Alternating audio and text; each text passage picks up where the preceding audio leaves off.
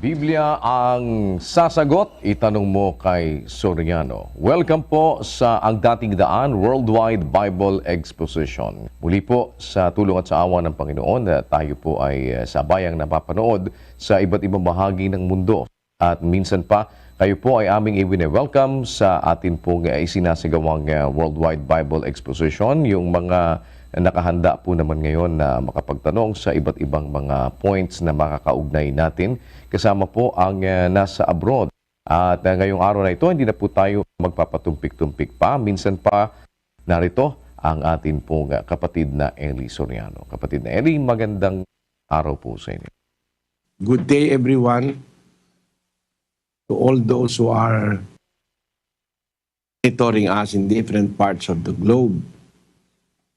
Whatever the case may be, we wish everyone a good day, a good night, a good morning.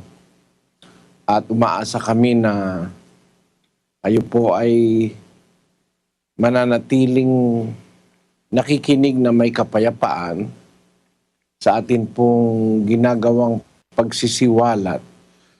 Gaya po nung salitang exposition sa English ay pagsisiwalat o paglalantad ng mga salita ng Diyos. Sa ating panahon, napakahalaga po na malaman natin ang salita ng Diyos, mga kapatid. Kasi kung hindi natin malalaman, yung nasasaksihan natin sa paligid, maaaring magkaroon tayo ng duda, agam-agam, gaya ng nangyayari sa iba, na hindi naniniwala na may Diyos. They doubt the existence of God. And atheists claim that there is no God. Those who doubt only, it is a lesser evil. Those who doubt God's existence. But what is evil is that there are people without doubt do not believe in the existence of God. As if they are very sure that there is no God. Yun po ang tinatawag ng mga ateista. Yun namang mga merong mga doubts, parang naniniwala, parang hindi. Tinatawag naman yata yun mga agnostics. At meron naman pong naniniwala sa Diyos, pero mali naman ang paniniwala. Gaya nung sinasabi doon sa Roma 1:25, kapatid na Daniel. Sapagkat pinalitan nila ang katotohanan ng Diyos ng kasinungalingan at sila'y nagsisamba at nangaglingkod sa nilalang kaysa lumalang na siyang pinupuri magpakailanman siya nawa. Meron namang mga tao na naniniwala nga sa Diyos, pero pinalitan naman yung katotohanan ng Diyos ng kasinungalingan. At sila, imbis na magsisamba sa lumalang, sila'y nangaglingkod sa nilalang. Iyon ay isang masamang kondisyon din ng isang pagsamba ng tao sa Diyos na imbis na yung lumalang ang sambahin, sinasamba yung nilalang. At yan po ay hindi po kasinungalingan yan, katotohanan niyang nangyayari sa mundo. Merong mga tao ang sinasamba si Buddha. Si Buddha naman nilalang Hindi naman siya Diyos, pero sinasamba siya bilang Diyos ng mga tinatawag nating Budista. At sigurado naman tayong si Buddha ay hindi nga Diyos sapagkat meron ba naman Diyos na mamatay dahil kumain ng laso na hindi niya alam? Basahin nga natin yung Encyclopedia Britannica, Sister Luz. Opo, ito po yung Encyclopedia Britannica 2005 edition. Ito po ang sinasabi doon. The Buddha died after eating poisonous mushrooms served him by accident and escaped the cycle of rebirth. His body was cremated and stupas were built over his relics. Anong sinasabi nung ulat na yon, kapatid na Daniel? Ang sinasabi po ng ulat na yan, namatay po si Buddha pagkatapos niya na kumain ng nakalalasong kabuti na isinilbi po sa kanya at sinasabi nga po na pangyayari po na yun ay isang aksidente at nagkaroon daw ng pagtakas dun sa kanyang cycle of rebirth at yung kanyang katawan po ay sinunog. Yun po ang ulat ng Encyclopedia Britannica noong 2005, kapatid na Eli. Ibig sabihin na kanyang pagkamatay ay dahil sa pagkain po ng nakalalasong kabuti, kapatid na Eli. At yun ay ayon sa impormasyon, aksidente. Meron ba naman Diyos na biktima ng aksidente? Ang Diyos alam niya yung mga bagay-bagay. Paano mo siyang aatangan na Diyos yun si Buddha na aksidente kumain? Pero katotohanan naman kasi yun na naulat sa kasaysayan na yung Buddha na ngayon ay sinasamba ng mga Budista, namatay dahil sa pagkain. Paano naman kayang tama yung mga Budista? Alam nyo ba mga kapatid kung gaano karaming naliligaw ng mga Budista ngayon? Ilan ang Budista sa buong mundo? Ang Budista sa buong mundo, ang pinaglilingkuran hindi yung tunay na Diyos. Kasi hindi naman tunay na Diyos si Buddha. Si Buddha po ay tao rin na namatay sa pagkain ng kabuting nakakalason. Yun ang ibig kong sabihin, mga kababayan. Hindi naman po tayo nang aatake, kundi inihahayag lang natin yung nasabi sa Biblia, binasa natin kanina. Pinalitan nila ang katotohanan ng Diyos ng kasinungalingan. Sila'y nagsisamba at naglingkod sa nilalang kaysa sa lumalang. Uling linibere ang katotohanan ng Diyos, king metong akalaraman, simbande, siwandeng lelangan ke sa aking linalang. Doon naman sa English, ang sabi, who changed the truth of God into a lie, and worship and serve the creature more than the Creator. Sa Spanish, ang pagkakasabi diyan, kapatid na Daniel, Porque cambiaron la verdad de Dios por la mentira y adoraron y sirvieron a la criatura en lugar del Creador, quien es napakaliwanag niya, no? Sirvieron y adoraron la criatura en lugar del Creador.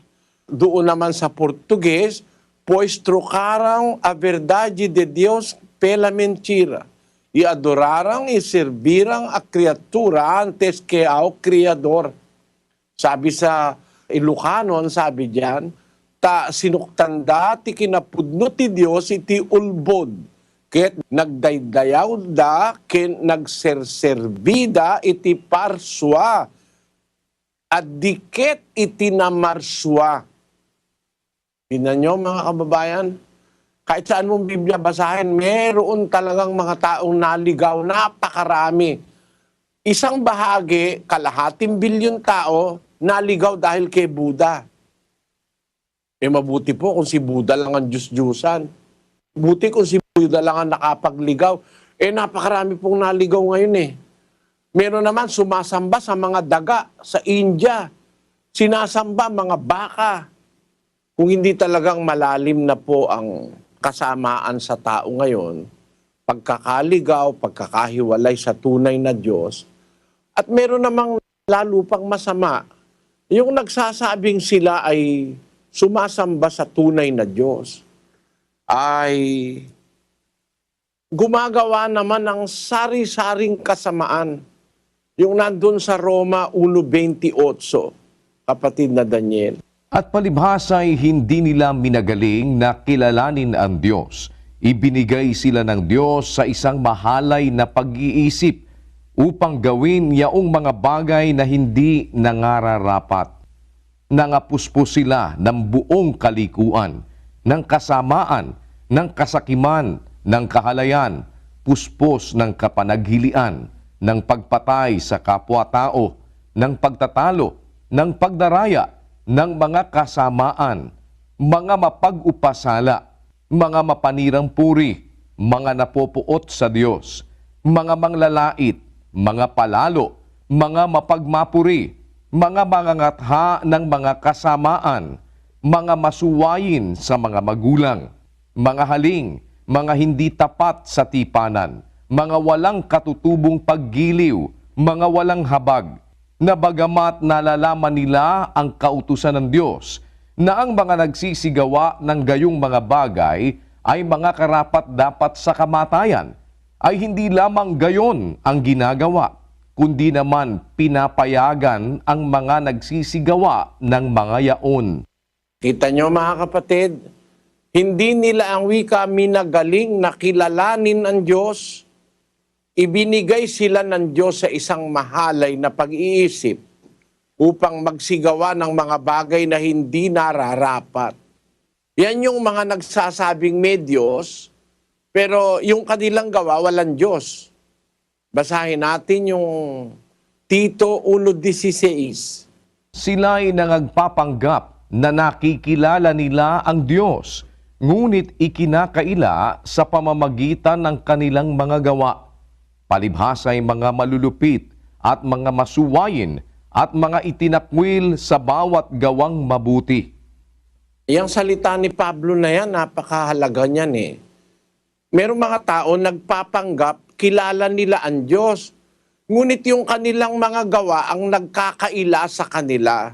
Nakilala nila ang Diyos. Hindi nila talaga kilala. Kasi, ang sabi, malulupit, mga masuwayin, mga itinakwil sa bawat gawang mabuti. Ang pagkilala po kasi sa Diyos, mga kababayan, ay paggawa ng mabuti. Pag yung mabuti itinakwil mo ng gawin, ayaw mo na, kahit sabihin mong kumikilala ka sa Diyos at meron kang Diyos sa buhay, sinungaling ka. Bakit? Kasi ang tunay na pagkilala sa Diyos ay paggawa ng kabutihan. Yun ang layo ng Diyos, kaya niya ginawa ang tao, gumawa ng kabutihan para makarating sa kanyang kaharian. Pero pagka sinasabi mo, ikaw sa Diyos, pinagmamalaki mo sa Diyos ka, pagkatapos ang ginagawa mo kasamaan, yun ang nagpapatunay na hindi ka talaga sa Diyos. Kung pag-uugnay-ugnayin po natin lahat ng ito, makikita natin na ito realidad sa ating panahon. Ito nakikita natin kaya nga ang aking naiisip ngayon, parang lalo ngayong mas mahirap mangumbirti ng tao para maniwala sa Diyos. Kasi ang mga nangyayari ngayon, mismo sa mga taong nagsasabing sila lang ang sa Diyos, sila lang ang maliligtas, ang nakikita mo, puro kawalang hiya ang gawa. Yan ang magpapawalang gana sa mga tao para magrelihiyon. Kasi yung mga mismo nagsasabi na may nakikilala nila ang Diyos, hindi namang ginagawa yung ipinapagawa ng Diyos, paano ka man namang maniniwalang may Diyos yung mga tao na yan? Makakasira pa ng loob yan sa iba para maniwala yung iba na may Diyos. Makikita nyo na ang nangyayari ngayon sa relihiyon, ang na-expose sari-saring katiwalian, kasamaan. Kaya yun po ang alalahanin ko. Kaya ko binubuksan sa inyo, mga kababayan, ng bagay na ito. Nasa Biblia po kasi yan. Hula ng Biblia yan. May nagpapanggap, nakikilala nila ang Diyos, pero ikinakaila nila sa pamamagitan ng kanilang mga gawa. Basahin nga natin sa English yan, kapatid na Daniel. They profess that they know God, but in works they deny Him, being abominable and disobedient, and unto every good work reprobate. Sabi doon sa Cebuano, nagasugid sila nga nakaila sila sa Diyos. Apan sa ilang mga buhat, ginalimod siya nila.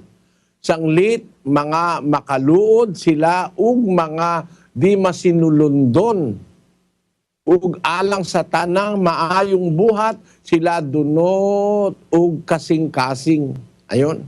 Sabi sa Kapampangan, bubulalagdang balure Diyos, dapat king dapat payaliande, antining makasumami lapin, latala paminto at mi pangamanwan laking balang dapat amayap.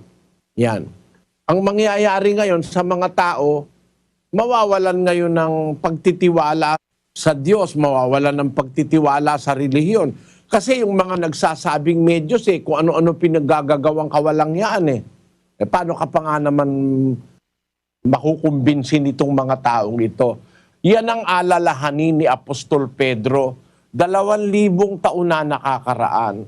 Ang sabi ni San Pedro sa 2:1 ng ikalawang Pedro, Ngunit may nagsilitaw din naman sa bayan na mga bulaang propeta, na gaya naman sa inyo'y magkakaroon ng mga bulaang guro, na magpapasok sa lihim ng mga makakapahamak na mga hidwang pananampalataya, na itatatwa pati ang Panginoon na bumili sa kanila, na magtataglay sa kanilang sarili ng madaling pagkapahamak.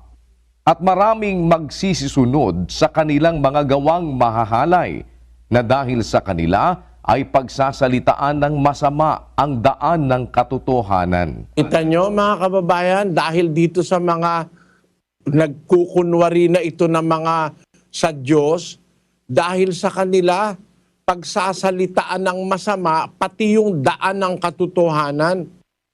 Pati yung katotohanan, mapupulaan ng mga tao dahil dito sa mga nagpapanggap na sila'y sa Diyos. Pero sila'y mga bulaang propeta, mga magdarayang mga manggagawa, mga ligaw ang kakilala sa Diyos. At yan po ay isa sa mga hulang magaganap sa ating panahon. Sa ikalawang Timoteo 3:1, ito po ang sabi ng kasulatan.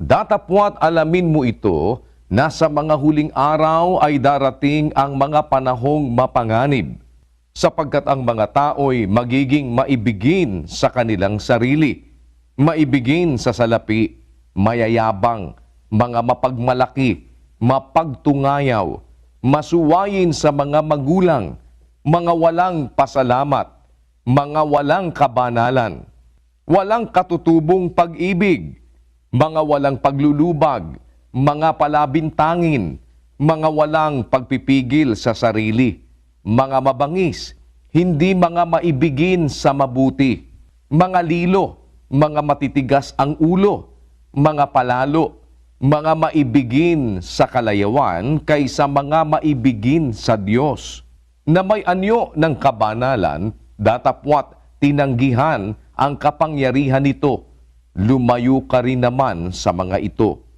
Kita nyo ang tagubili ng Diyos sa atin, mga kapatid. May mga tao sa mga huling kapanahunan, may anyo ng kabanalan, datapwat tinanggihan ang kapangyarihan nito. Paano ngayon ang magiging resulta nito sa mga tao?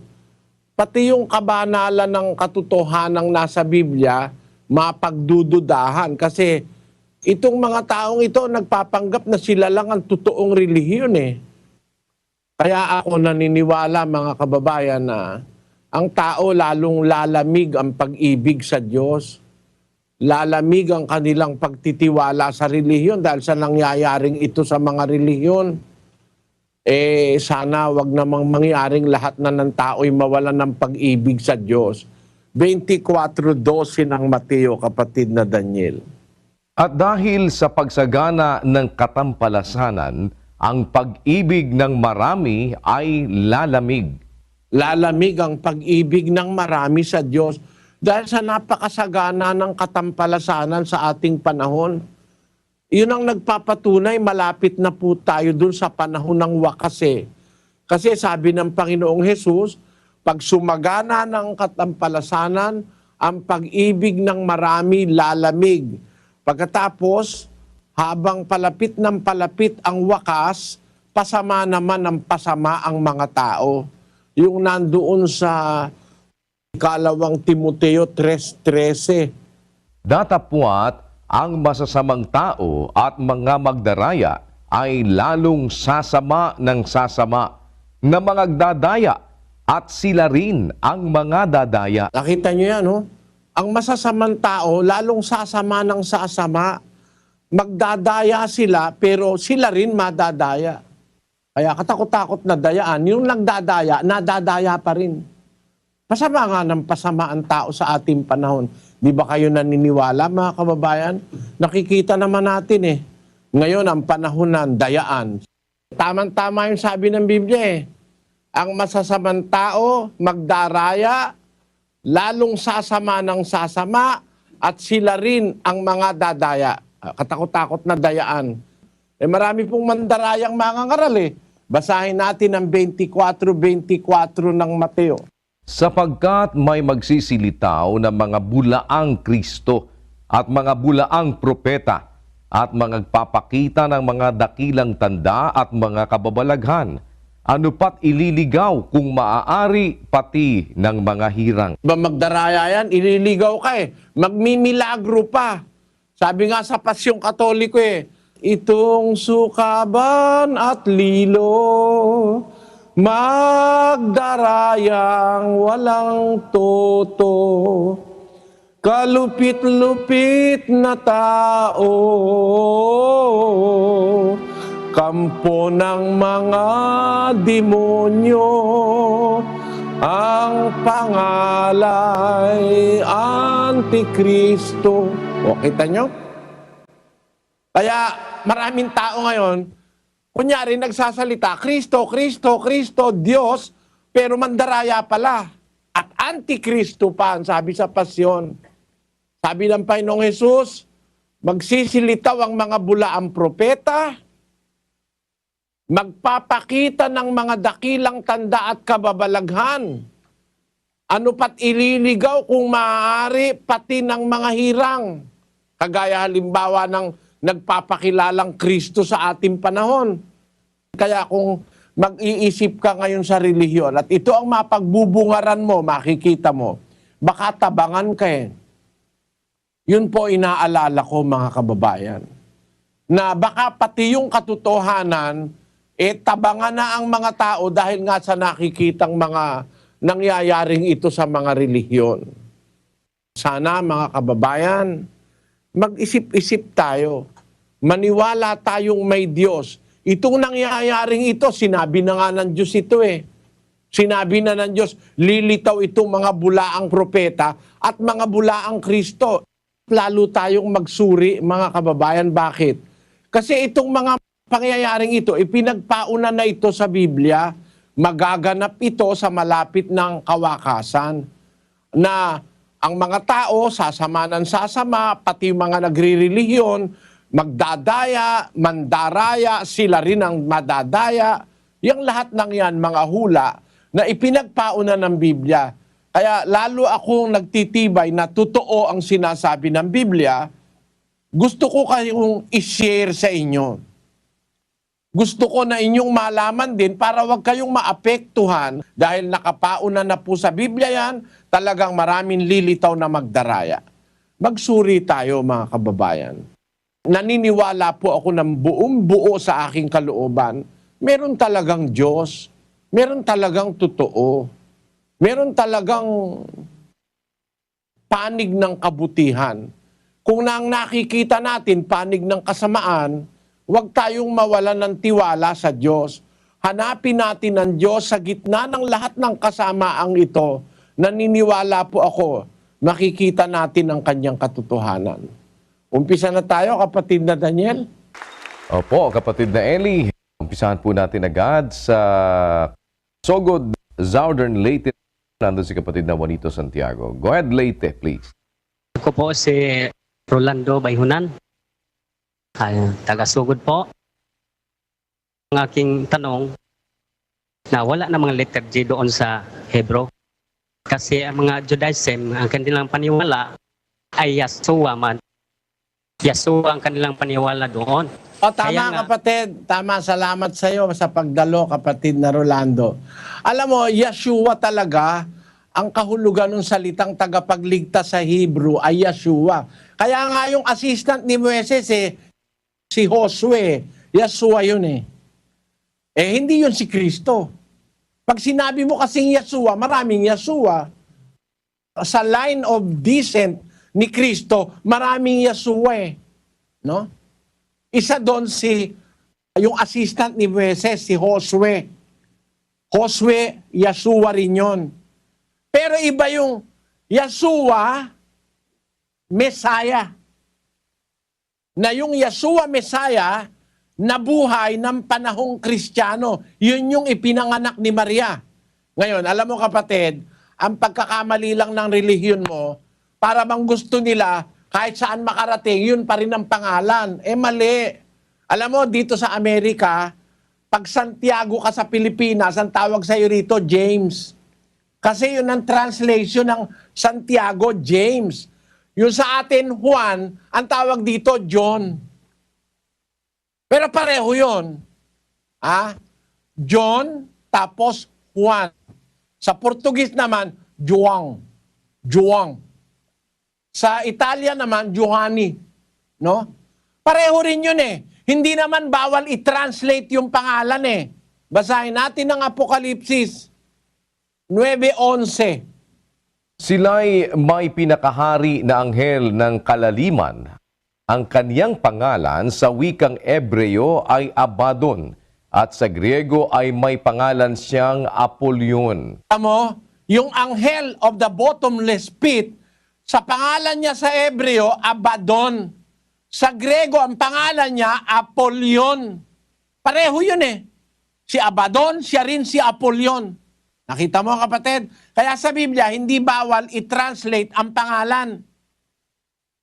Yung Messiah sa Hebrew, pag i-translate mo yun sa Greek, yung Messiah ay Christos. Ang kahulugan nun sa English, anointed. O basahin natin sa Cebuano, ang Apokalipsis 9:11. Sa ibabaw nila may usa nga ingon sa hari, ang manulunda sa kahiladman nga dili matugkad, nga ang iyang ngal sa Ebrohanon Abaddon o sa Grisyahanon Apollon. Ang iyang ngalan sa Ebreuhanon, Abaddon, ug sa Grisyahanon, Apollyon. Paano ngayon? Bawal ba yan? Sa English, Jesus. Sa Portuguese, Jesus. Sa Kastila, Jesus. Sa Tagalog, Jesus. Mali ron. Hindi naman lahat ng sumusulat sa Biblia, mga Ebreo. Alam mo ba, kapatid, na ang sumulat ng Lucas hindi Ebreo? Si Lucas kasi ay Grego. Ang sinusulatan niya si Teofilo. Si Teofilo, Grego rin. Napakamali naman para kay Lucas, sumulat siya sa Ebreo, ay susulatan niya ay Grego. Maintindihan ba siya nun? Hindi siya maintindihan nun. Alam mo, sa Biblia, hindi bawal mag-translate, kapatid.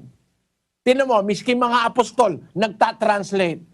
Elwi, Elwi, lama sabachthani.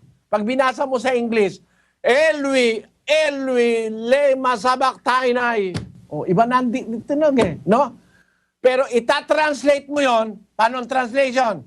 Which being translated is, my God, why hast thou forsaken me? So hindi bawal i-translate. Mismo yung mga apostol na nagsusulat ng Bagong Tipan, pag narinig nila sa Griego, tinatranslate nila sa Ebreo. Pag narinig sa Ebreo, tinatranslate nila sa Grego. O di hindi bawal mag-translate. Kahit nga pangalan, pwede mong i-translate eh.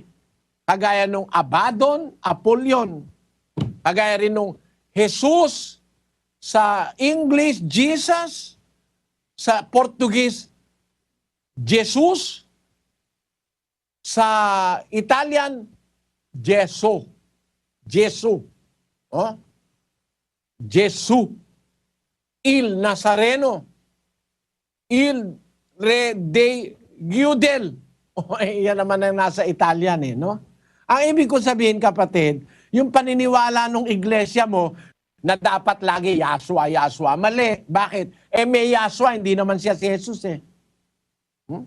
Actually nga, si Apostol Pablo may kasama Yahshua rin eh.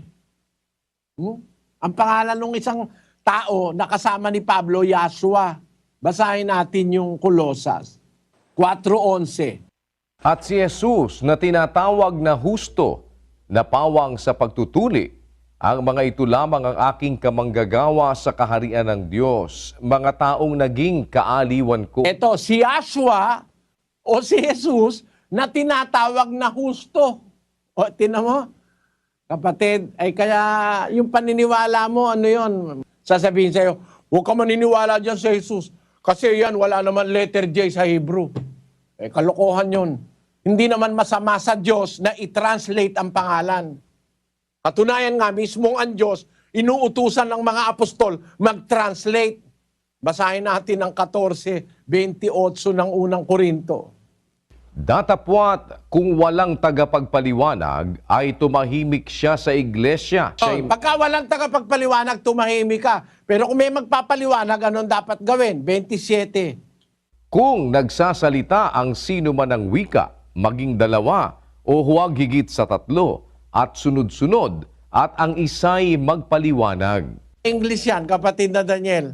If any man speak in an unknown tongue, let it be by 2, or at the most by 3, and that by course, and let one interpret. Oh, let one interpret. So interpretation of tongues is allowed by the Bible. Basahin natin yan sa Cebuano. Kung may tao nga magasulti sa sinultihan, himoa kini sa tinagurha, kung 12 daghan sa tinagutlo, ug kana sa banus-banus, apan usa ang magahubad, mag-translate. Sa Greek ang ginagamit na salita, dirmanyo, that is to translate from a tongue to another tongue. The Greek word used is dirmanyo, to translate from one tongue to another. That's why in the Bible, translation of names is not prohibited. Like the translation that was made in the name of the Lord Jesus in prophecy, that was translated by Matthew in Matthew chapter 1 verse 22 and 23. Now all this was done, that it might be fulfilled which was spoken of the Lord by the prophet, saying, Behold, a virgin shall be with child, and shall bring forth a son, and they shall call his name Emmanuel, which being interpreted is God with us. Ayon. They shall call his name Emmanuel, which being interpreted. In English, it means God with us.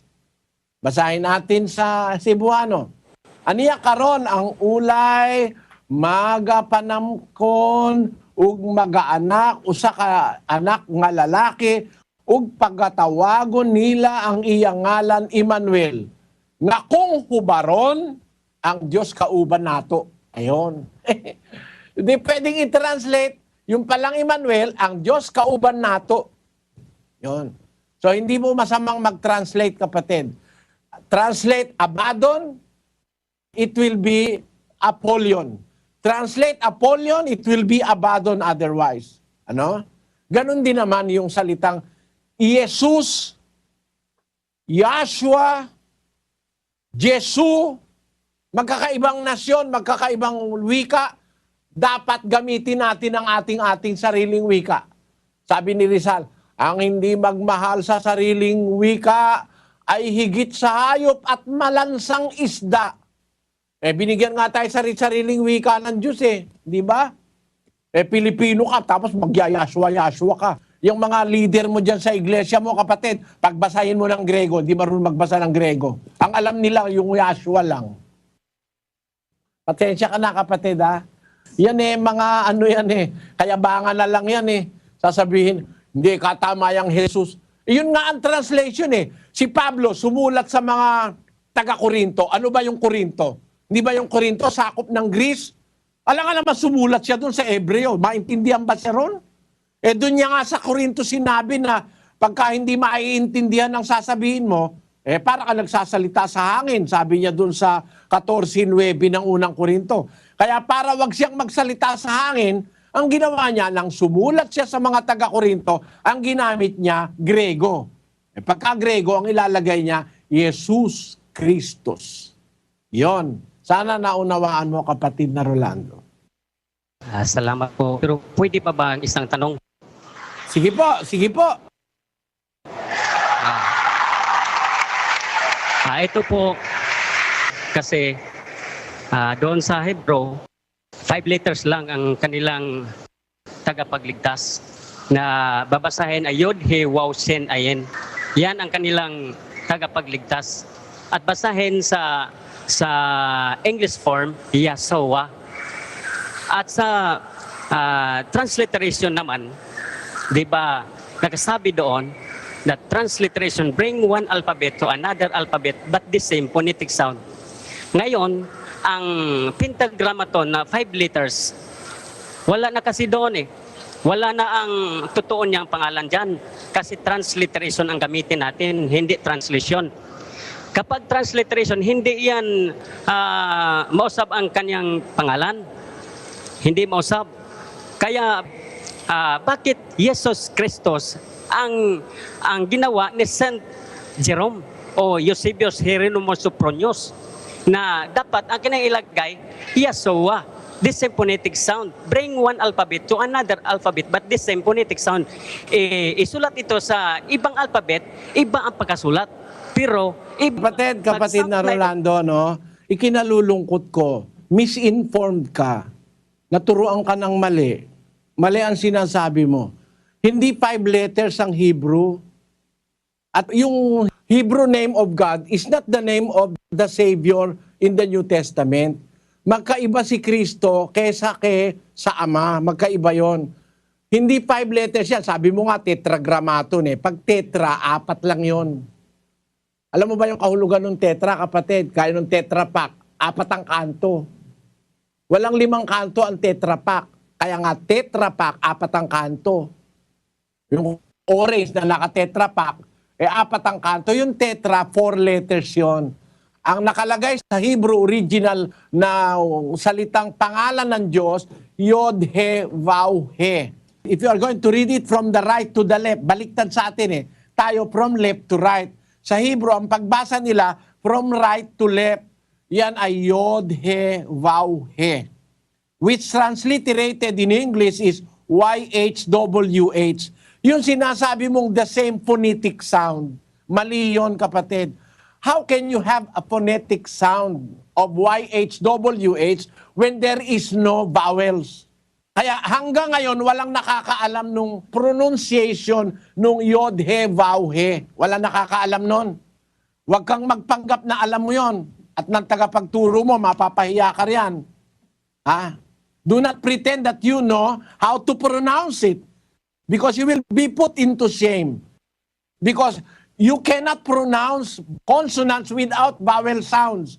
Kaya ang ginawa ng mga nag-translate ng Biblia, merong naglagay ng puro A. No? May naglagay puro A, Yawa. May naglagay E, A-E, Yahweh. Meron naman naglagay E-O-A. Kaya lumitaw yung pangalang Jehovah o Jehovah. Ayan. Yung YHWH nilagyan nila ng A at saka E, lumitaw yung Yahweh. Yung YHWH, pinalitan nila yung Y into J, pinalitan nila yung W into B, nilagyan nila ng E-O-A, kaya lumabas yung salitang Jehovah. Lahat ng mga yan, imbento ng mga tao. The original manuscripts that is available, even from outside of the Bible, only mentions 4 letters, not 5. Miski yung tinatawag nating Moabite stone, inilagay dun yung pangalan ng Diyos ng mga Hebreo sa 4 na letra. Nandun sa 17th line nung Moabite stone, ang pangalan ng Diyos ng Israel. Ang nakalagay doon, Yod, He, Vav, He. YHWH. Basahin natin yung Moabite stone, Sis Luz. Opo, yan po yung Moabite stone. Nakikita natin sa screen. Naka-encircle po ng kulay pula. Yung 4 letters, yung tetragrammaton. 17 to 18 verses po yan.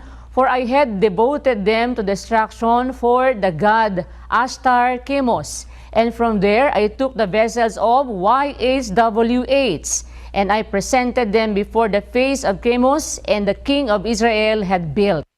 Iyang Moabite stone, isang commemorative stone yan na nagpapakita ng pagtatagumpay ng hari ng Moab, ng kalabanin niyang mga Israelita.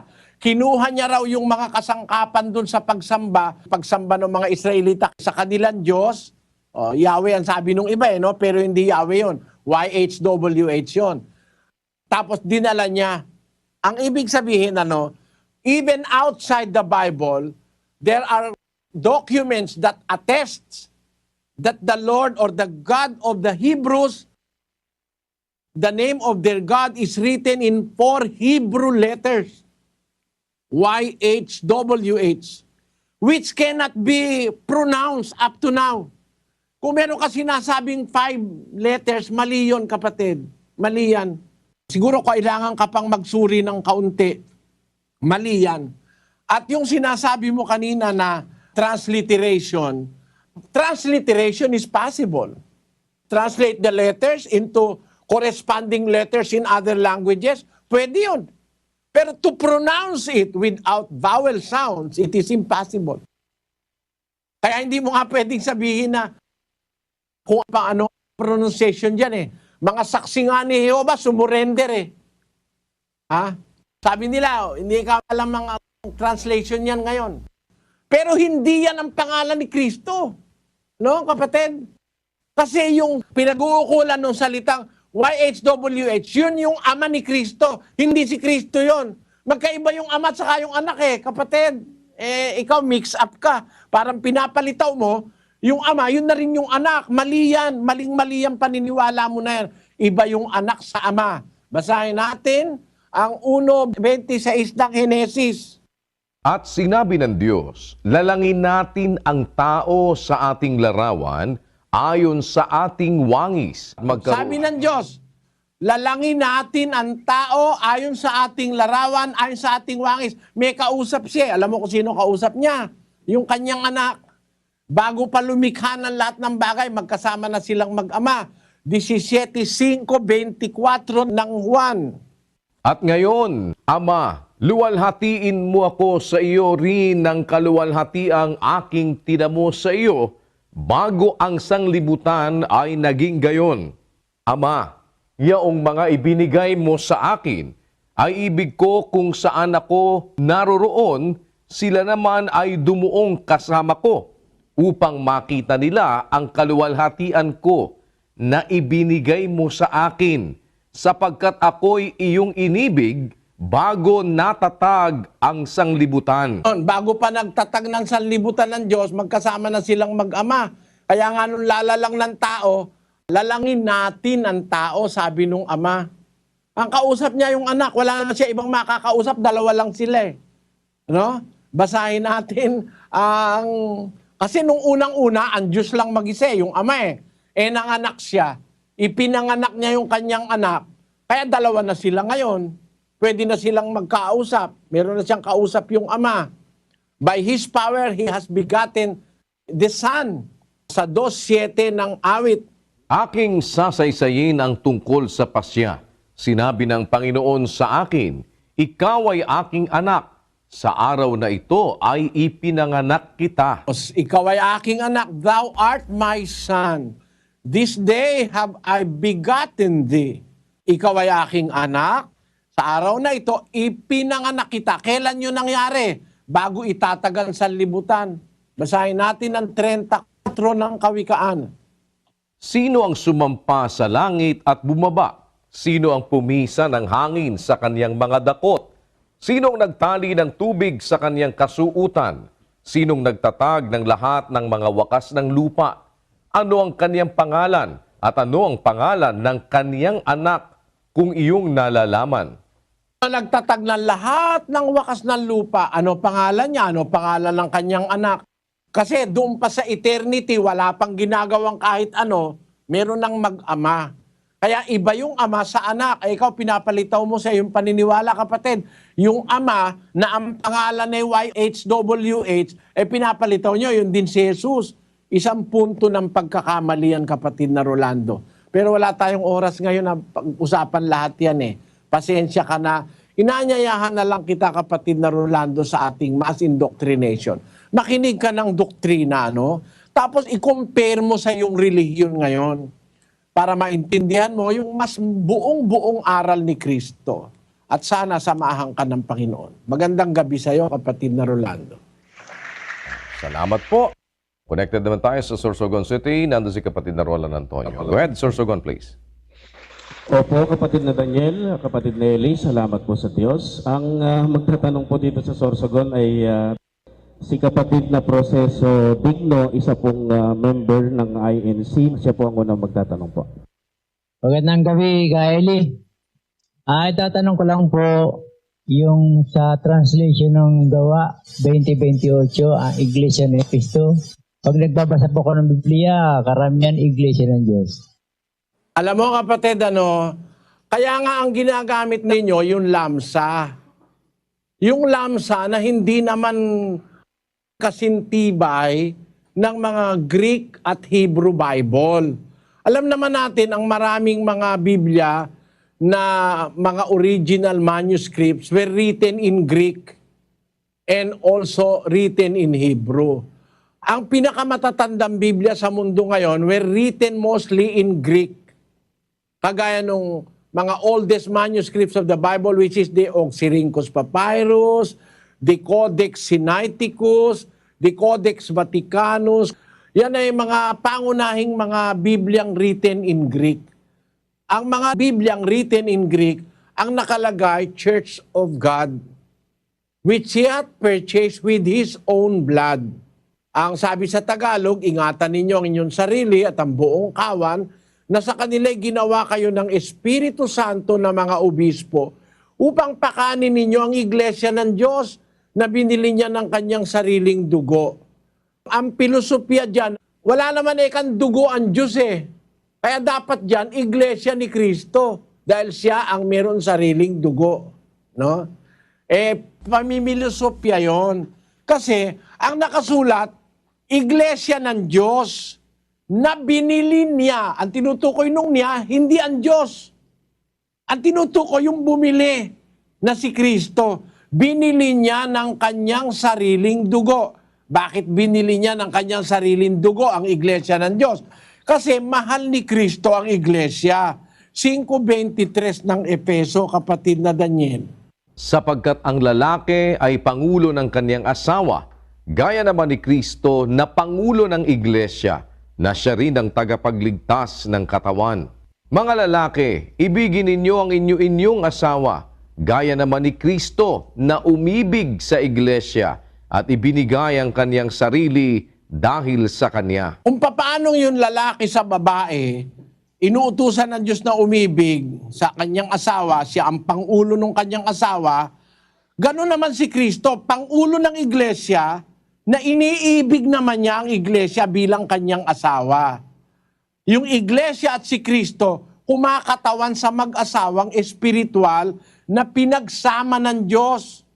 No? Basahin natin ang 5:30 ng Efeso. Sapagkat tayo ay mga sangkap ng kanyang katawan. Dahil dito'y iiwan ng lalaki ang kanyang ama at ina at makikisama sa kanyang asawa, at ang dalawa ay magiging isang laman.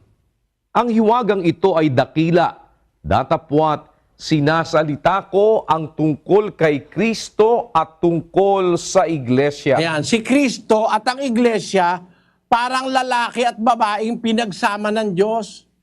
Ang tunay na kahulugan ng salitang, iiwan ng lalaki ang kanyang ama't ina at makikisama sa kanyang asawa, ang dalawa ay magiging isang laman. Ang hiwagang ito'y dakila. Ang sinasalita ko'y ang tungkol kay Kristo at sa iglesia. Kaya ang magkaisang laman, si Kristo at ang iglesia, parang lalaki at babaeng pinagsama ng Diyos. Ayon sa hiwagang itinuturo ni Apostol Pablo. Ngayon, lalabas dito sa sinasabing itong hiwaga ni Apostol Pablo, hindi si Kristo ang may-ari ng iglesia. Bakit? Ang may-ari, yung nagtali kay Kristo at saka sa iglesia. Ang iglesia talaga sa Biblia, iglesia ng Diyos. Sino ang ulo? Si Kristo. Alin ang katawan? Ang iglesia. Kaya iglesia ni Kristo. Maling konklusyon. Bakit? Ang may-ari ba ng katawan yung ulo? Basahin natin sa Efeso 2:16. At upang papagkasunduin silang dalawa sa isang katawan sa Diyos, Pinagkasundo silang dalawa sa isang katawan sa Diyos. Ang Diyos ang may-ari nung katawan Siya nga ang pumorma nun Mula yung ulo, pati yung body, ang nagporma nun ang Diyos. Unang Korinto 12:28. at ang Diyos ay naglagay ng ilan sa iglesia. Una-unay mga apostol, ikalaway mga propeta, ikatlo'y mga guro, saka mga himala, saka mga kaloob na pagpapagaling, mga pagtulong, mga pamamahala, at iba't ibang mga wika. Yun, maliwanag. Ang bumuo ng katawan, kaya ang tawag ni Pablo, katawan sa Diyos, kasi ang bumuo ng katawan, ang Diyos. Pwede mo masabihin, katawan sa tao. Nakasalat sa Biblia, katawan sa Diyos Ang may-ari ng katawan ang Diyos. Siya nga ang bumuo ng structure Nilagyan niya ng ulo yung katawan at yun ang tinatawag ngayon na iglesia. Ang iglesia ay ang katawang may ulo. Hindi katawan lang, kundi ang tunay na iglesia sa Biblia, ang katawang may ulo. Ang ulo si Kristo, ang may-ari ay ang Diyos. Ang kabuuan ng katawan mula sa ulo hanggang sa paa ay ang Diyos ang may-ari. Kaya iglesia ng Diyos. Yun ang lohika ng Biblia. Yun ang konteksto ng buong Biblia, kapatid. Na ang may-ari ng lahat ng bagay ay ang Diyos. Basahin natin ang Hebreo 3:4. Sapagkat ang bawat bahay ay may nagtayo, datapwat ang nagtayo ng lahat ng mga bagay ay ang Diyos. Ang nagtayo ng lahat ng bagay, lalo na ang iglesia, ay ang Diyos. Nung sabihin ni Kristo, itatayo ko ang aking iglesia, kaninong salita yung itatayo ko aking iglesia? Basahin natin ang 12:49 ng Juan. Sapagkat ako'y hindi nagsasalita na mula sa aking sarili, kundi ang Ama na sa akin ay nagsugo, ay siyang nagbigay sa akin ng utos, kung ano ang dapat kong sabihin at kung ano ang dapat kong salitain. Ang ginagawa at sinasabi ni Kristo may kinalaman sa utos, ang Ama ang nagbigay nun. Salita ng Ama yon. Mula pa sa panahon ni Moises, yun na ang hula kay Kristo. Deuteronomio 18:18. Aking palilitawin sa kanila ang isang propeta sa gitna ng kanilang mga kapatid na gaya mo, at aking ilalagay ang aking mga salita sa bibig niya, at kanyang sasalitain sa kanila ang lahat ng aking iuutos sa kanya. Kita mo, lalagay ko, salita ko sa propeta na yon. Ang tinutukoy dyan si Kristo Palilitawin ko isang propetang gaya mo, Moises, sa gitna ng iyong mga kapatid. Ilalagay ko aking salita sa bibig niya. Sino ang kinatuparan niyan? Gawa 3:22 at 20. Tunay na sinabi ni Moises, ang Panginoong Diyos ay magtitindig sa inyo ng isang propetang gaya ko mula sa gitna ng inyong mga kapatid. Siya ang inyong pakinggan sa lahat ng mga bagay na sa inyo'y sasalitain niya. At upang kaniyang suguin ang Kristo na itinalaga sa inyo na si Jesus. Ang propetang yon na tinutukoy ni Moises ay si Kristo Jesus. Lalagyan ng Diyos ng kanyang mga salita sa bibig niya. Kaya kung mapapansin mo, kapatid na proseso, nung sabihin ni Kristo, sa ibabaw ng batong ito, itatayo ko ang aking iglesia, yung salita na yon, salita ng Ama yon. First person, sinasabi ko sa iyo. Yung first person na nagsasalita, sinasabi ko sa iyo. Pedro, second person si Pedro, na ikaw ay Pedro, sa ibabaw ng batong ito, third person na yon, itatayo ko ang aking iglesia. Salita ng Ama yon. Bakit? Sa ibabaw ng batong ito. Kasi kung si Kristo nagsasalita nun, dapat sabi niya, isasabi ko sa iyo, ikaw ay Pedro, at sa ibabaw ng batong ako, itatayo ko aking iglesia. Sana ganon, Hindi. Ang nagsasalita bilang first person, ang Ama. Sinasabi ko sa iyo na ikaw ay Pedro, sa ibabaw ng batong ito, third person, second person si Pedro, itatayo ko ang aking iglesia. Ang tawag ng mga apostol, iglesia ng Diyos Yung sinasabi sa Roma 16:16, hindi naman opisyal na pangalan yun eh. Hindi opisyal na pangalan yun. Plural nga yun eh. Wala naman sa English na Church of Christ eh.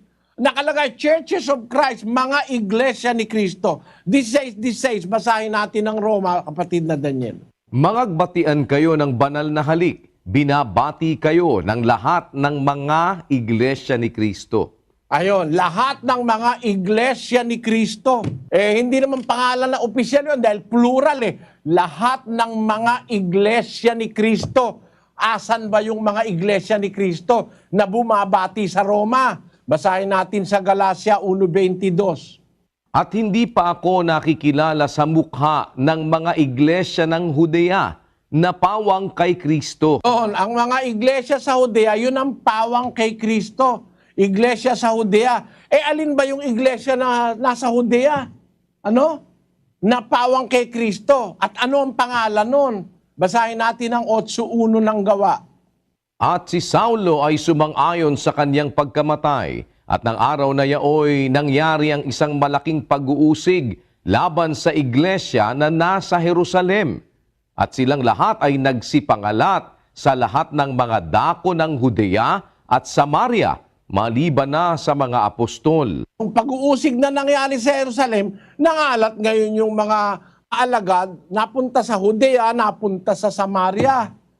Ayon, maliban na lang sa mga apostol. Ano ba yung iglesyang nangalat?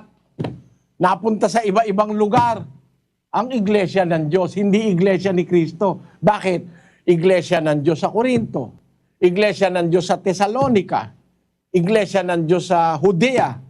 Pero yan, pawang kay Kristo. Ibig sabihin, nasa ilalim ng administrasyon ni Kristo. Kasi si Kristo ang ulo ng iglesia. Pero para sabihin mo, ang may-ari ng iglesia, si Kristo mismo, hindi.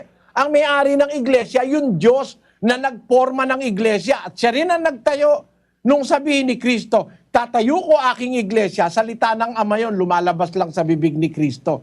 Kaya nang isulat ng ebanghilistang si San Lucas, yung salita ni Pablo, ingatan ninyo ang inyong sarili at ang buong kawan, na sa kanila'y ginawa kayo ng Espiritu Santo ng mga obispo upang pakanin ninyo ang iglesia ng Diyos. Bakit iglesia ng Diyos? Ang Diyos talaga may-ari nun eh.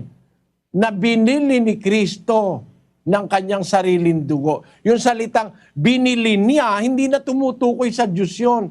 Ang tumutukoy na ron, yung kay Kristo, binili niya ng kanyang sariling dugo. Si Kristo naman talaga ang bumili ng dugo sa iglesia. Basahin natin ang Apokalipsis sa 5:9.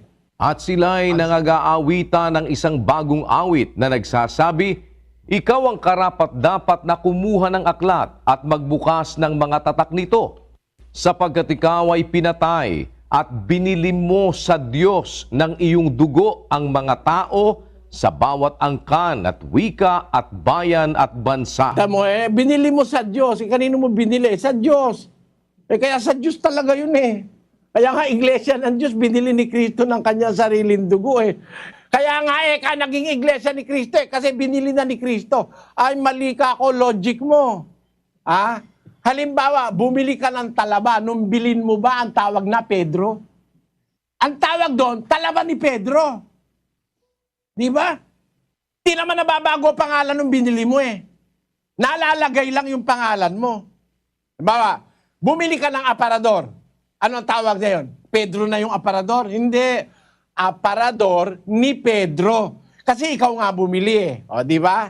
Kaya sa Biblia, binili mo sa Diyos, di iglesia ng Diyos. Binili niya ng kanyang sariling dugo, napailalim ngayon sa pamamahala ni Kristo. Kaya ang iglesia ng Diyos, tinatawag sa Biblia, iglesia ng Diyos kay Kristo Jesus. No? Hindi iglesia ni Kristo. Basahin natin ang 2:14 ng unang Thessalonica. Sapagkat kayo mga kapatid ay nagsitulad sa mga iglesia ng Diyos na nasa Judea kay Kristo Jesus. So, iglesia ng Diyos pa rin, hindi iglesia ni Kristo. Iglesia ng Diyos na nasa Judea kay Kristo Jesus. Kasi yung mga iglesia ng Judea, pawang kay Kristo yon. Yung iglesia ng Judea na pawang kay Kristo ang bumabati sa mga taga-Roma ng banal na halik. Ano pangalan nun? Iglesia ng Diyos na pawang kay Kristo. Iglesia ng Diyos nasa Judea kay Kristo Jesus. hindi nawawala yung pangalang Iglesia ng Diyos. Sana intindihan mo, kapatid, na proseso, ano? Kinalulungkot ko lang na wala tayong maraming masyadong oras para liwanagin ko sa iyo ang maraming bagay tungkol dito. At inaanyayahan din po kita sa ating mass indoctrination. Makinig po kayo ng doktrina, pagkumparahin nyo lang. Sana loobin ng Diyos, kapatid, na proseso, maintindihan mo ang ibig kong sabihin. At sana samahan ka po ng Panginoon. Magandang gabi sa iyo, kapatid. Salamat po. At lipat na tayo kaagad ang San Miguel Tarlac. Kapatid na Rolando Campo, go ahead. Po, kapatid na Daniel, nandito po kami sa dating Daan Coordinating Center ng San Miguel, Tarlac City. At ang magtatanong po, kapatid na Eli, ay si kapatid na Jose Magtoto, 72 years old, Katoliko. Narito po siya. Sige po, kapatid na Jose. Magandang gabi po, brad. Sa edad ko pong ito ngayon, ang itatanong ko lang, 72 years old na po ako ngayon. Sa kasalukuyan po, ang aking kalakasan ay pahina ng pahina. Kung sakali po darating ang araw ng takdang oras na ang aking kalakasan ay mawala na, meron po kayang darating na taong may magandang pusong tutulong sa akin, maliban sa aking dalawang anak na natitira ngayon, na mahirap lang po sila. Salamat po sa pagdalo, kapatid na Jose. Unang-una, naramdaman din ni San Pablo yun eh. Basahin natin ang 2 Korinto 4:16.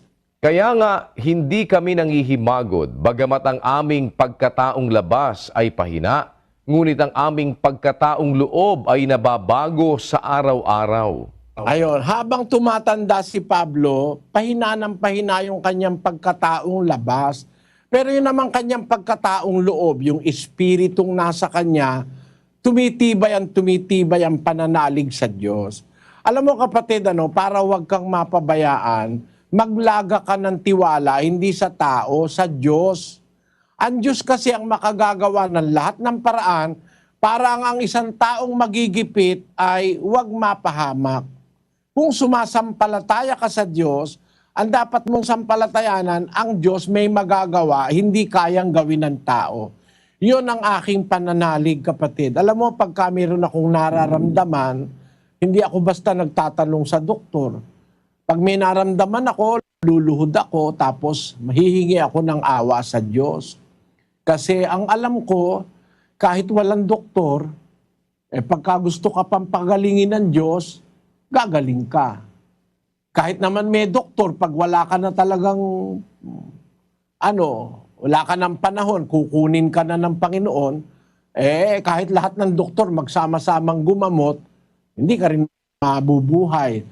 O merong mga ibang mga tao, wala pang ang 50 anyos Yung iba, wala pang 60, wala pang 70, patay na.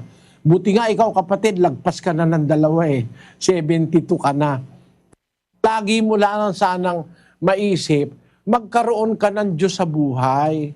Kapatid, yun ang pinakamahalaga. Huwag kang umasa sa tao.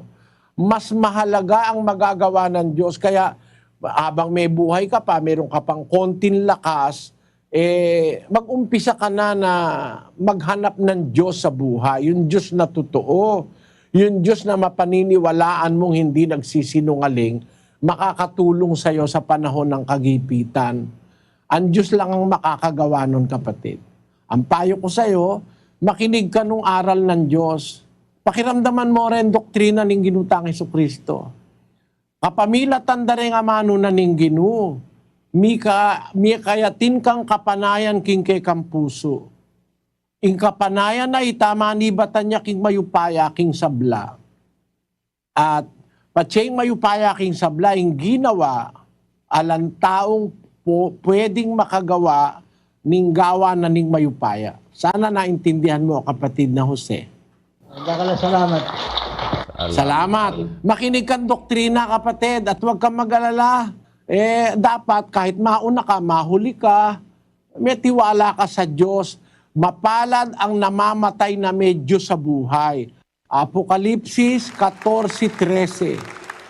At narinig ko ang isang tinig na mula sa langit na nagsasabi, isulat mo Mapapalad ang mga patay na nangamamatay sa Panginoon mula ngayon.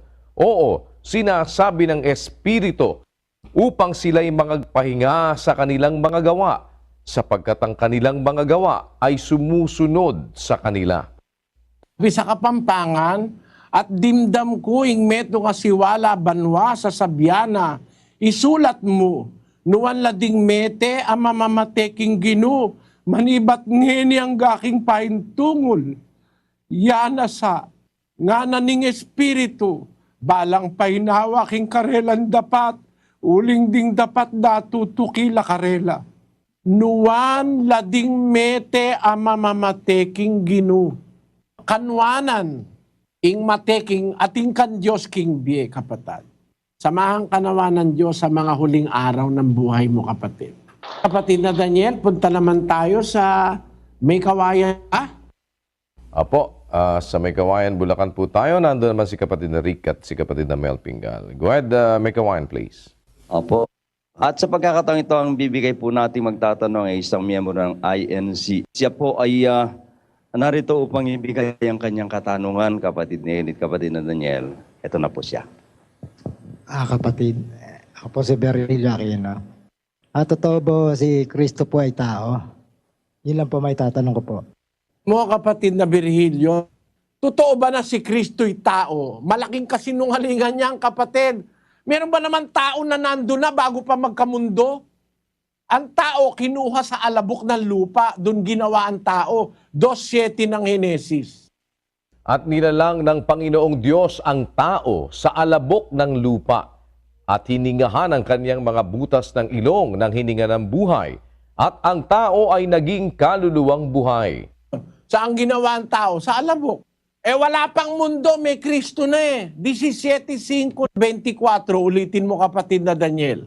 At ngayon, Ama, luwalhatiin mo ako sa iyo rin ng kaluwalhatiang aking tinamo sa iyo, bago ang sanglibutan ay naging gayon. Ama, yaong mga ibinigay mo sa akin ay ibig ko kung saan ako naroroon, sila naman ay dumuong kasama ko, upang makita nila ang kaluwalhatian ko na ibinigay mo sa akin, sapagkat ako'y iyong inibig bago natatag ang sanglibutan. Tinan mo, inibig mo ako bago natatag ang sanlibutan. Bakit? Ipinanganak siya ng Ama eh. Bago pa niyari ng Diyos ang universo, ipinanganak ng Diyos ang anak. Basahin natin ang 1:4 ng Ebreo.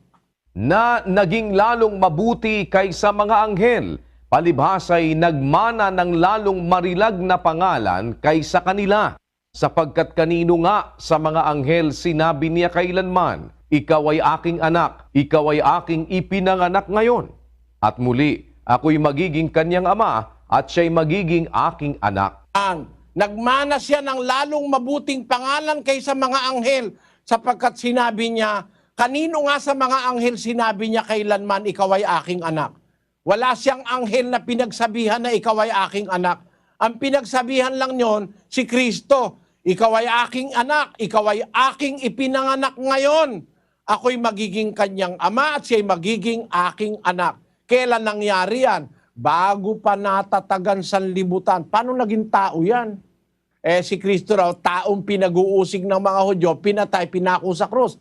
Ang hindi nila naintindihan, nagkatawan tao. Ang pinatay, ang namatay yung katawan tao, hindi yung Kristo, hindi yung Berbo, hindi yung anak ng Diyos na Espiritu na ipinanganak bago magawa ang sanlibutan. Katunayan yan sa 10:5 ng Ebreo, kapatid na Daniel. Kaya't pagpasok niya sa sanglibutan ay sinasabi, hain at handog ay hindi mo ibig, ngunit isang katawan ang sa akin ay inihanda mo. Ayun, nung pumasok siya sa sanlibutan, ibig sabihin, hindi siya rito nag-umpisa. Hindi si Kristo rito nag-umpisa sa sanlibutan. Ang sabi ng Biblia, pagpasok niya sa sanlibutan, may pinanggalingan siya bago siya pumasok sa sanlibutan. Pero pagpasok niya sa sanlibutan, isang katawan ang sa akin ay inihanda mo. Alin ba yung katawang inihanda ng Ama sa kanya? Yung ipinagbuntis ni Maria. Ano ang tawag doon? 1:14. At nagkatawang tao ang verbo. Ang verbo, nagkatawang tao. Yung katawan niyang tao, hindi siya. nagkatawang tao siya. Ano ang sabihin ng nagkatawang tao? Hindi siya tao. Paano naman magiging tao pala siya? Nagkatawang tao. Bakit? Dati siyang espiritu na anak ng Diyos. Ang Diyos ay espiritu. Ang anak niya espiritu rin. Ang Diyos ay Diyos. Ang anak niya Diyos din. Ang anak ng kalabaw, kalabaw. Ang anak ng tao, tao. Ang anak ng Diyos, Diyos din. Dapat nating maintindihan yon. Ipinanganak siya ng Diyos. Wala pa ang sanlibutan, ipinanganak na siya. Pero nung dumating ang panahon, pumasok siya sa sanlibutan. Nung isinugo siya ng Ama, inihanda sa kanyang isang katawan. Pagpasok niya sa sanlibutan, isang katawan ang sa akin ay inihanda mo, sabi ng anak. Anong katunayang hindi siya dito nag-umpisa sa sanlibutan, pumasok lang siya rito. Basahin natin ang 38 ng Juan. Sapagkat bumaba akong mula sa langit, hindi upang gawin ko ang aking sariling kalooban, kundi ang kalooban ng nagsugo sa akin. Ang tao na nag-umpisa sa langit, masabihin mong tao si Kristo. Sabi niya, bumaba akong mula sa langit. Sabi na nga, nagkatawan tao eh. Di hindi tao, saan galing? Bumaba ako mula sa langit. Tamo? Galing siya sa langit. Paano mo sasabihin, tao yan galing sa langit? Meron bang taong galing sa langit? Ang tao galing sa alabok. Teka siya. Sabi niya, tao siya. Nagkatawan tao nga eh. Ngayon, sasabihin nila, si Kristo'y tao. Bakit? Kasi isa lang ang Diyos. Isa lang daw ang Diyos. Paano mong nabilang ang Diyos? Paano mo nabilang? Tinan mo, ang bilang ng Biblia, iba sa bilang mo eh. Sa 10:30 ng Juan. Ako at ang Ama ay iisa. Ang iisang Diyos, meron kasamang ama at anak. Pinupwera mo yung anak eh. Sabi ni Kristo, ako at ang Ama iisa. Bakit? 1:18 ng Juan. Walang taong nakakita kailanman sa Diyos ang bugtong na anak na nasa sinapupunan ng Ama. Siya ang nagpakilala sa Kanya. Saan nag-umpisa yung anak? Nasa sinapupunan ng Ama. Nasa sinapupunan ng Ama yung anak. Mula sa sinapupunan ng Ama, ipinanganak ng Ama. Yung pastor sa Pampanga nakadiskusyon ko, ibig mo ba ikang sabihin, ang Diyos ay nanganganak? Sabi ko, tutol ka. Meron ba ikang lalaking nanganganak para makapanganak? Babae kailangan. Bakit yung araw nagbunga sa likod mo? Bungang araw. Tingnan mo, nagbunga yung araw, napakalayo. Yung Diyos pa na makapangyarihan sa lahat, hindi makapanganak. Tingnan ninyo maling paniniwala na pagka nanganganak ay kailangan babae. May lalaking nanganganak. Basahin natin si Luz ang pruweba. Ayan, the biology of seahorses, reproduction. The male seahorse, rather than the female, becomes pregnant. This unusual mode of reproduction is the most extreme form of male parental care yet discovered, although it arises from a general bias towards paternal care among fishes. Yun lang palang seahorse. Yung seahorse pala, yung kabayong dagat na tinatawag, ang nabubuntis, yung lalaki, siya nanganganak. Ang Diyos ay nanganganak. Makapangyarihan sa lahat yun, pwede mong hindi manganak yun. Basahin natin ang awit, 94:9. Siyang lumikha ng pakinig, hindi ba siya makakarinig? Siyang lumikha ng mata, hindi ba siya makakakita? Kita mo, siyang lumikha ng pakinig, di ba pwedeng makarinig siya? Tinan mo yung tao, nung maintindihan niya yung principle ng pag-hearing, nakagawa siya ng hearing aid eh. Nakagawa siya ng isang instrumentong nakakarinig. Yung tao, alin yon? Yung tape recorder. Naririnig ng tape recorder, itinetape niya yung sinasabi mo. Kung ang tao na nakakarinig, nakakagawa ng ibang bagay na nakakarinig. Kung ang tao na nakakakita, nakakagawa ng bagay na nakakakita. Nakakagawa ba? Nakakakita, camera eh. Nagawa ng tao, naintindihan niya kasi yung sense of sight eh. Alam niya yung principle of sight. Nakagawa ang tao ng camera, nakakakita. Kung ang tao nagagawa yung nakakakita siya, makagawa siya ng nakakakita, hindi ba magagawa ng Diyos yun? Siya nga ang gumawa ng pakinig, hindi ba siya makakarinig? Siya ang gumawa ng mata, hindi ba siya makakakita? Siya ang gumawa ng paa, hindi ba siya makakalakad? Siyang gumawa ng bahay bata, hindi ba siya kakapanganak? Di ba? Nakapanganak ba ang Diyos?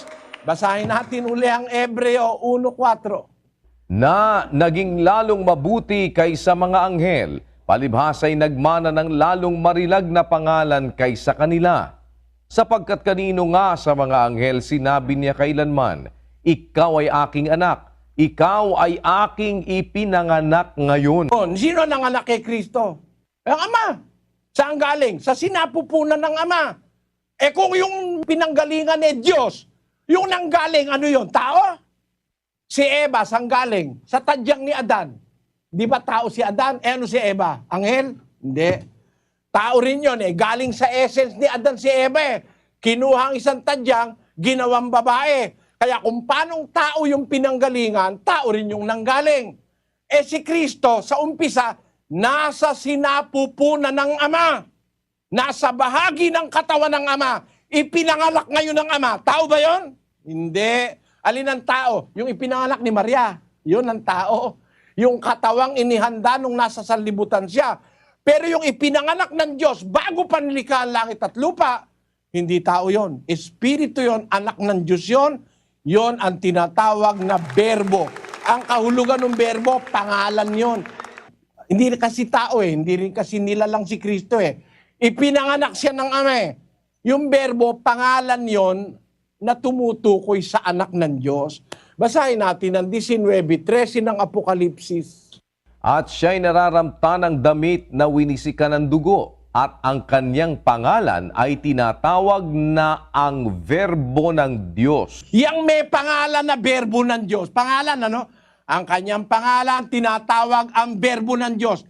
Sino yung may pangalan na yan na Verbo ng Diyos? Juan 1:1.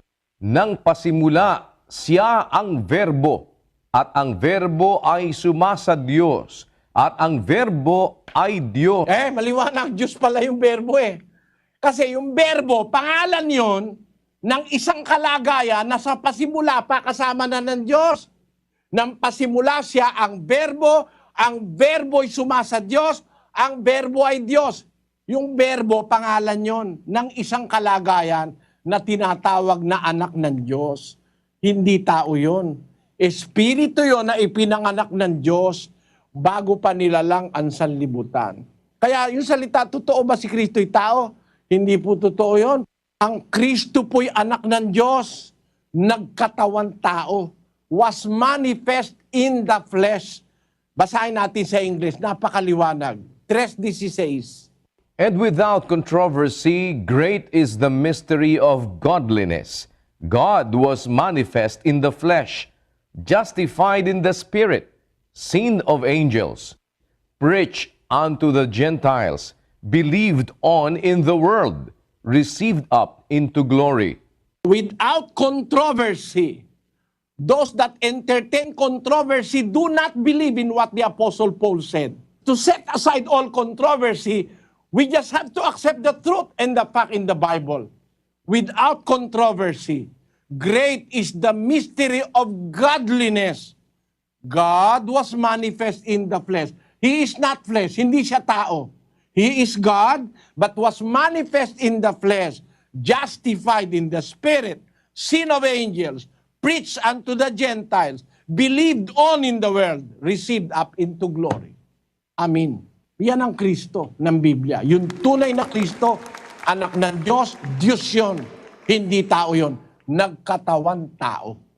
Yan. Kaya nagutom, tinuli, nauhaw. Alin ang nauhaw? Yung katawan tao. Pero sa loob ng katawan, nananahan yung buong kapuspusan ng pagka-Diyos. Basahin natin ang 2:9 ng Kolosas. Sapagkat sa kanya'y nananahan ang buong kapuspusan ng pagka-Diyos sa kahayagan ayon sa laman. In the manifestation in the flesh, sa kahayagan sa laman o sa katawang tao, nananahan yung buong kapuspusan ng pagka-Diyos. Para sabihin mong tao yan, madilim ang utak mo. Yan. Yan ang sagot ko dun sa kapatid na Virgilio. Magandang gabi sa iyo, kapatid. Maraming salamat. Marami akong gustong sabihin, kaya lang wala akong panahon Salamat po sa iyo. Pagpalaing ka naman ng Panginoon. Salamat po. Apalit, Pampanga, kapatid na Don Capulong at kapatid na Tobias. Go ahead, Apalit, please. Opo, kapatid na Daniel, salamat po sa Panginoon. At muli, dito rin po sa Apalit ay meron tayong panauhin na magtatanong, kapatid na Ato. Kapatid na doon, ang magtatanong natin panahon ay si kapatid na John Larry Bukad. Nato po siya. Brother Eli, ako nga po pala si Brad John Larry. Isa po akong Katoliko. Tanong ko lamang po, kaloob po ba ng Diyos na magkaroon ng mga homosexuals? At sa papaanong paraan po sila maliligtas? Yun lamang po. Dapat mong maintindihan, ang lahat ng bagay na ginawa ng Diyos ay nagpapakilala ang Diyos na meron siyang versatility in creation. Basahin natin ang 9:1 ng Juan. At sa pagdaraan niya ay nakita niya ang isang lalaking bulag mula sa kanyang kapanganakan. At tinanong sa kanya ng kanyang mga alagad na nangagsasabi, Rabi, sino ang nagkasala, ang taong ito o ang kanyang mga magulang upang siya'y ipanganak na bulag? Sumagot si Jesus, hindi dahil sa ang taong ito'y nagkasala, ni ang kanyang mga magulang man, kundi upang mahayag sa kanya ang mga gawa ng Diyos. Hindi kaya pinanganak siyang bulag, may kasalanan yung magulang niya o kaya siya, lalo nang wala siyang bata kasi hindi naman niya alam Mula sa pagkapanganak niya, bulag na siya. Ni Kristo yung katotohanan na hindi dahil sa magulang niya kaya siya bulag o dahil sa kanya, dahil sa kanyang kasalanan, kundi upang sa kanya'y mahayag ang gawa ng Diyos. Na ang Diyos pwedeng gumawa ng bulag. No? Pwedeng gumawa ang Diyos ng pipi. Pwedeng gumawa ang Diyos ng pwede nating i-consider na abnormal. Kasi para sa atin, ang normal nakakakita. No? Para ang bulag, hindi na normal kasi hindi nakakakita. Pero hindi natin naiisip, meron palang mga bagay na bentahe ang pagiging bulag kesa sa nakakakita. No? Hindi naman lahat ng bulag kawawa kung tandaan mo si Stevie Wonder, di ba bulag yun Sabi niya sa interview sa kanya, ano ba ang pagkakilala mo sa buhay? Ako kung tumingin ako sa buhay, hindi kagaya ng pagtingin ng mga taong may paningin. Ako, iba ang pagtingin ko. Para sa akin, mas na-appreciate ko yung bagay-bagay. Sabi ni Stevie Wonder. Kung hindi nyo alam, yung Stevie Wonder, siya yung gumawa ng kantang I just called to say I love you. I just called to say how much I care.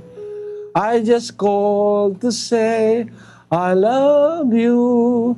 And I mean it from the bottom of my heart. Sikat na sikat ito alam mo kung minsan yung bulag, malaki bentahin nun. Alam mo kung bakit? Yung bulag hindi nagkakasala ng pangangalo niya sa mata dahil hindi siya nakakakita no?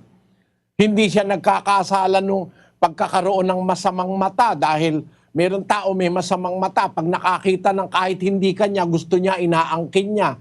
Ang bulag, libre na ron. No? Ang bulag, libre na rin dun sa pambuboso. Hindi na siya magkakasala ng pambuboso. Hindi na siya magkakasala ng panunood ng mga pornographic pictures. Paano manonood yun? Di mo naman pwedeng kapain sa screen yun. No? Yun. May advantages ang bulag.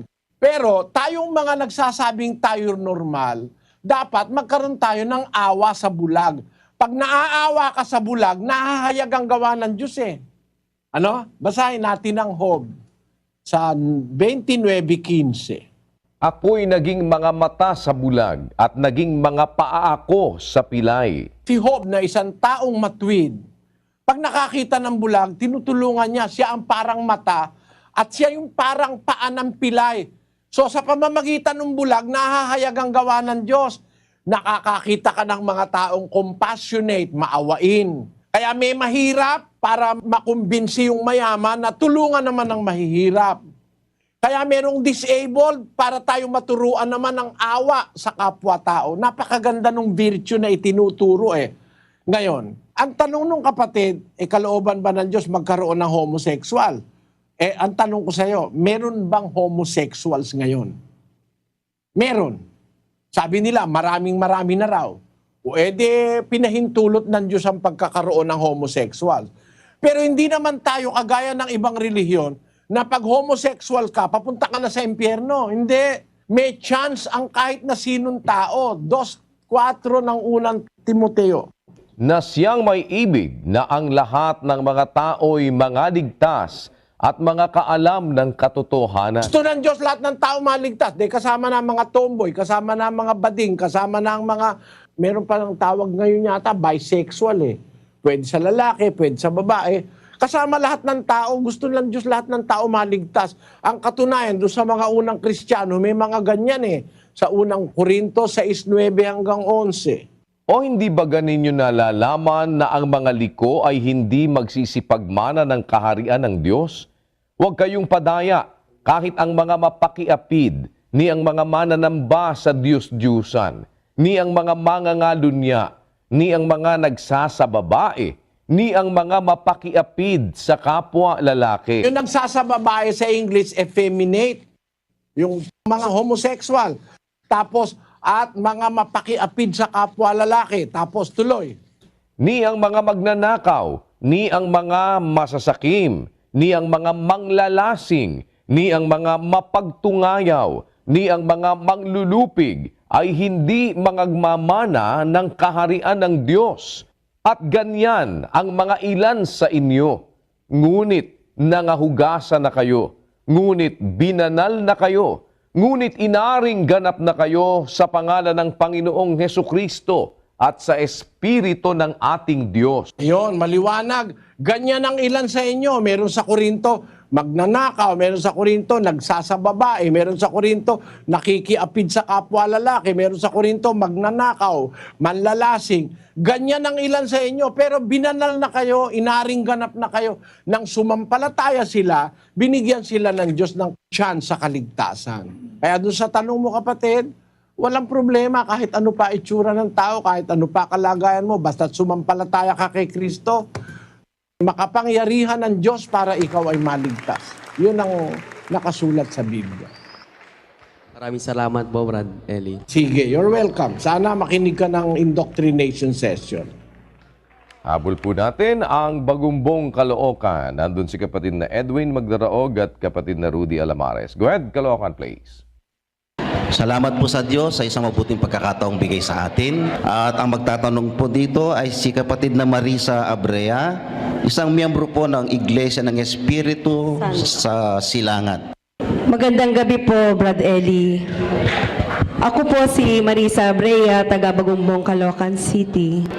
Una ko pong tanong, ay kung paano pong magagampanan ng isang mananampalatayang Kristiyano ang mga nakasulat sa Ebanghelyo ni Kagalang-galang Marcos, Kapitulo 16, versikulo 15 hanggang 18.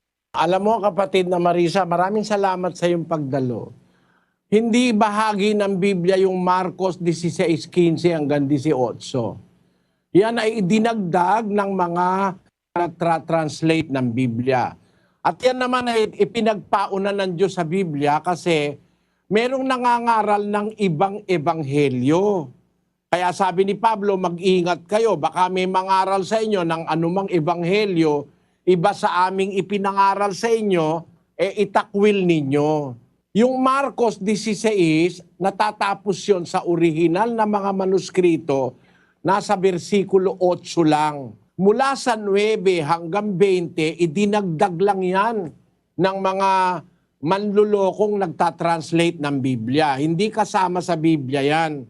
Kaya nga ang Diyos nagsabi ng bawal dagdagan, bawal bawasan eh. Sa 22 ng Apokalipsis, 18 hanggang 19, Aking sinasaksihan ang bawat taong nakikinig sa mga salita ng hula ng aklat na ito. Kung ang sino man ay magdagdag sa mga ito, ay daragdagan siya ng Diyos ng mga salot na nakasulat sa aklat na ito. At kung ang sino man ay mag-alis sa mga salita ng aklat ng hulang ito, ay aalisin ng Diyos ang kanyang bahagi sa punong kahoy ng buhay at sa bayang banal na nakakasulat sa aklat na ito. nakita mo, no? Bawal dagdagan ng Biblia, bawal bawasan eh. Noong pampanahon ni Juan, Yung Marcos, nang itinatranslate na ang mga Biblia, merong nangahas na dagdagan mula 16:9 hanggang 20. Yun naman ang ginagamit ngayon ng mga Pentekostal. Kaya daw sila ngayon nagsasalita ng wika, kaya daw sila naghahawak ng mga ahas, kasi nakasulat daw sa Biblia, ganire. Hindi totoong bahagi ng Biblia yan. Yung mga matatandang Bibliang manuskrito, ibig sabihin ng manuskrito, kapatid na Marisa, yung isinulat ng kamay, wala pa kasing imprenta nun. Kagaya nung isa sa pinakamatandang salin ng Biblia, sa Grego, yung tinatawag na Codex Sinaiticus, isinulat ito pagkaraan ng 300 taon pagkamatay ng mga apostol, yung Codex Sinaiticus. Nakita ko yan ng dalawang mata ko, nandun sa British Library sa London, nakita ko yung kopya ng Codex Sinaiticus. Sa mga matatandang kasulatan, wala yung 16:9 hanggang 16:8 lang. Patunayan ko sa iyo, ano? Pakita mo yung 16:8, kapatid na Daniel. Ito po ang 16:8 ng Codex Sinaiticus. And going out, they fled from the sepulchre, from trembling and astonishment had seized them. And they said nothing to anyone, for they were afraid. Yan ang pagkakasalin sa English nung Codex Sinaiticus, Grego kasi yon, hanggang 16:8 lang. Pagdating sa 9, ano ang nakasulat, kapatid na Daniel? No verse. Pagdating sa Gs, No verse din po. 11, No verse pa rin po. 12, No verse. 13, No verse pa rin po. 16:15, yung binigay nung kapatid. 15. No verse. 16:15. Oh, wala. 16:16. No verse pa rin po. 17. No verse. 18. No verse. 19. No verse pa rin po. 20. No verse. Kaya Sinaiticus. mula sa 16:9 hanggang 20, dagdag lang yan kasi wala yan sa mga manuskrito ng Biblia. Lalo na yung matatandang Biblia, gaya ng Grego, kagaya ng Codex Sinaiticus, na isinulat between 330 to 360 AD. Yan. Yung Codex Sinaiticus na yan. At salamat sa Diyos, nakita ko mismo yung isang kopya niyang Codex Sinaiticus. Nagpapatunay yan na yung talagang inaatake ng demonyo. Nagbibigay ang demonyo ng ano sa mga tao, ng masamang isipin para dagdagan yung talagang nakasulat sa Biblia. Sa kasamaan palad, yan naman ang pinagbabatayan ngayon ng mga iglesia. Maaari ang iglesia mo rin ganyan, kapatid na Marisa, no? Huwag ka maniwala kasi wala sa manuskrito ng Biblia yan. Dagdag yan. At kasinungalingan yan. Kaya kasinungalingan, sa Amerika, napakarami nang namatay dahil sa paniniwala dyan eh. Na kahit uminom ka ng lason, hindi ka mamamatay. At yung mga humihipo ng mga ahas, nangamatay din. Kasi naniwala sila na kailangan humipo ka ng ahas para patunayan mo may Espiritu Santo ka. Hihipuin mo yung ahas, kahipo sa ahas, tinuka ng ahas. Patay, yung pastor, patay. Napakarain ng pastor na namatay. Kahihipo ng ahas. Dahil sa paniniwala sa mga sitas na yan. Wala tayong panahon, kapatid na Marisa, no? Pero sana makinig ka ng ating mass indoctrination. Kapatid na Daniel? Opo, kapatid na Eli, at papasalamat kami una sa Panginoon sa pagkakataong ipinagkaloob sa atin ngayong araw na ito para atin pong mairaos ang ating worldwide Bible exposition ng Ang Dating Daan. Ang itanong mo kay Soriano, Biblia ang sasagot. Sa lahat po ng ating mga naging panauhin, salamat sa inyong pagparito. At loobin naman ng Diyos na tayo po ay muling magkasama-sama sa mga darating pa pong mga Bible expositions na ating isinasagawa at makapakinig kayo ng ating pong doktrina.